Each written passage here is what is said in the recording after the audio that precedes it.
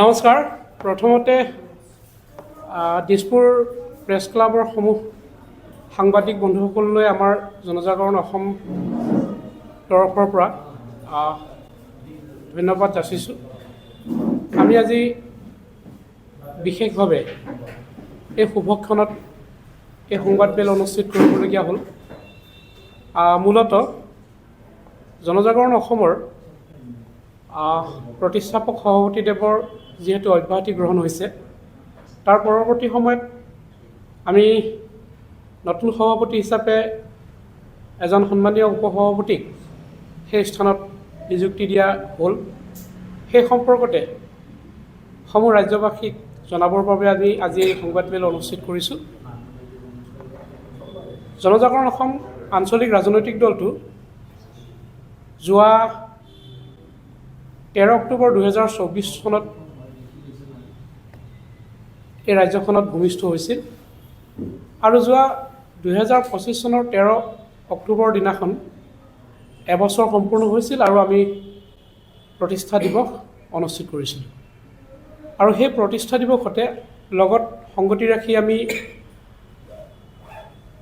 প্ৰতিনিধি বৈঠক আহ্বান কৰিছিলোঁ আৰু সেই প্ৰতিনিধি বৈঠকতে আমাৰ প্ৰতিষ্ঠাপক সভাপতি সন্মানীয় শ্ৰীযুত ৰাজু মেধক ডাঙৰীয়াক আমাৰ দলৰ ফালৰ পৰা অব্যাহতি গ্ৰহণৰ এক সিদ্ধান্ত লৈছিলোঁ আৰু সেই সিদ্ধান্তক কাৰ্যকৰী কৰিবৰ কাৰণে যোৱা 24/10/2025 তাৰিখে আমি কৰ্ণধাৰ সভাৰ জৰিয়তে তেখেতক অব্যাহতি গ্ৰহণ দিয়া হ'ল আৰু সেই খালী ঠাইডোখৰ দলৰে উপসভাপতি হিচাপে কাৰ্যভাৰ গ্ৰহণ কৰি থকা শ্ৰীযুত লেলিন দলে ডাঙৰীয়াক সভাপতি হিচাপে সভাই সিদ্ধান্ত দিয়ে আৰু তেখেতক নিযুক্তি প্ৰদান কৰা হয়।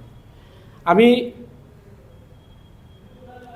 আজি ৰাজ্যবাসীক আমাৰ সন্মানীয় সভাপতি শ্ৰীযুত লেলিন দলে ডাঙৰীয়াক এই মুহূৰ্ততে চিনাকি কৰি দিছোঁ আৰু যি আছে সেইখিনি আমাৰ সন্মানীয় সভাপতিদেৱে আপোনাৰ খবৰ আগত অৱগত কৰাব।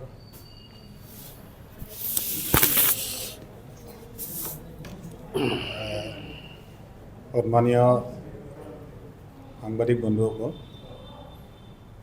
আজিৰ তাৰিখত আমি আমাৰ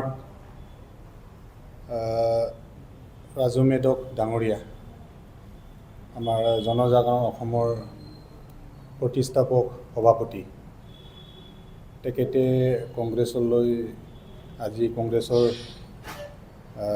জইন হৈছে কংগ্ৰেছত।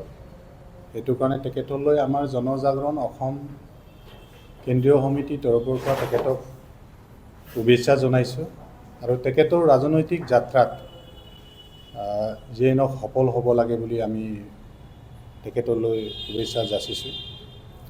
আৰু বিশেষকৈ আমাৰ অঞ্চলৰ যি পৰিস্থিতি পৰিৱেশ লৈ আমি এটা সিদ্ধান্ত গ্ৰহণ কৰিছোঁ, এই সিদ্ধান্ত মৰ্মে তেখেতে অব্যাহতিও গ্ৰহণ কৰিছে। তাৰ কাৰণে আমাৰ বিশেষকৈ ভৱিষ্যতেও তেখেতৰ লগতে জনজাগৰণ অসমে সহযোগিতা আগবঢ়াব, সেইখিনি আমাৰ ক'বলগীয়াখিনি। 2026 নিৰ্বাচন আহি আছে, জনজাগৰণ মৰ্চা কেনেদৰে আগবাঢ়িব? আমিতো আমাৰ যি নীতি আদৰ্শ অটুট থাকিব জনজাগৰণ অসমৰ। আমি জনগণৰ ওচৰত আমি গৈ মেলি অন্তত সেইখিনি আমাৰ নীতি আদৰ্শক আমি অৱগত কৰি, আৰু এটা কথা কি, এতিয়া যিখিনি এক্সিষ্টিং MLA ভুৱন পেগুৱে আছে, এই ভুৱন পেগুৱে যে আমাৰ অঞ্চলখিনিক এটা শান্তিটোক বিঘ্নিত ঘটাইছে, ইয়াক এটা শান্তি প্ৰতিষ্ঠা কৰিবৰ কাৰণে জনজাগৰণ অসমে এতিয়া পদক্ষেপ গ্ৰহণ কৰিবৰ কাৰণে আমি প্ৰস্তুত আছোঁ।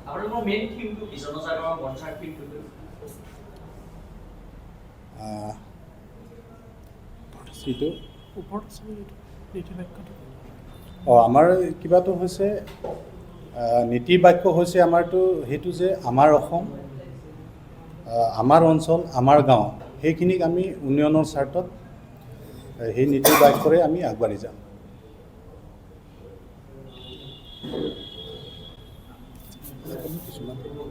আপোনালোকে যিগৰাকী নেতাৰ কথা ক'লে কংগ্ৰেছত যোগ দিয়া বুলি, তেখেতে কি কাৰণত কংগ্ৰেছত যোগ দিয়া বুলি ভাবে?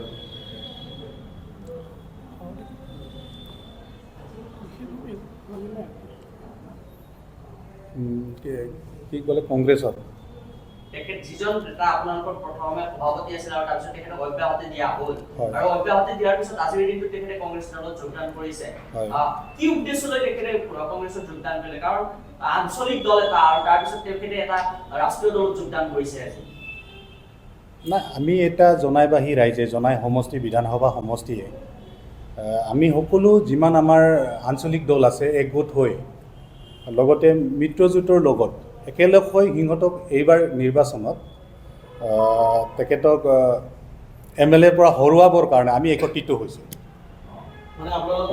সেই উদ্দেশ্যতে আমি তেখেতেও এতিয়া কংগ্ৰেছৰ লগত আমাৰ মিত্ৰজোঁট আছে সেই উদ্দেশ্যে তেখেতেও কংগ্ৰেছৰ লগত যোগদান কৰিছে